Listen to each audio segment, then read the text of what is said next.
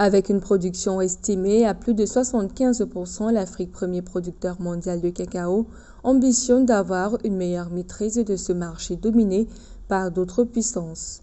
Pour ce faire, le Conseil international de cacao a lancé au Cameroun le 10 avril 2025 le projet pilote de la Bourse africaine du cacao. C'était à l'occasion de la 111e réunion du Conseil international du cacao.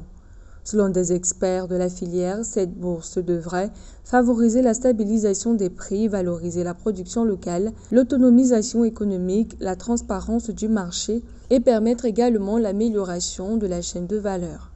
Il s'agit pour nous, pays producteurs, ainsi que les consommateurs et l'industrie, de nous asseoir et maintenant de trouver des solutions qu'on puisse mettre en œuvre rapidement pour le bonheur de tous les acteurs de la chaîne de valeur.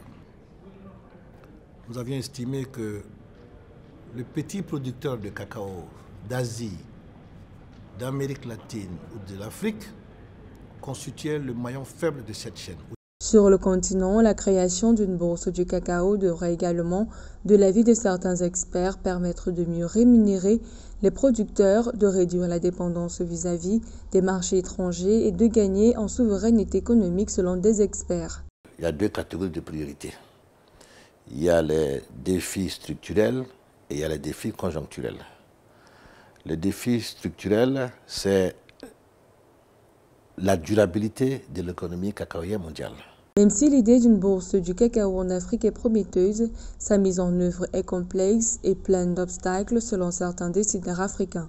La création de cette bourse est, de l'avis de certains experts, confrontée au manque d'infrastructures adaptées, à une coordination régionale difficile, à la dépendance aux marchés mondiaux et à un manque de données fiables et de formation. Il y a 6 pays qui font entre 70 et 75% de la production mondiale. Il y a le Ghana, il y a le Nigeria, il y a le Cameroun, il y a le Togo et il y a le Gabon.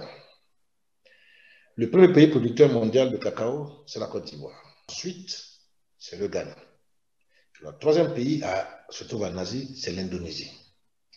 En Côte d'Ivoire et dans les autres pays africains, en général, on fait du cacao normal.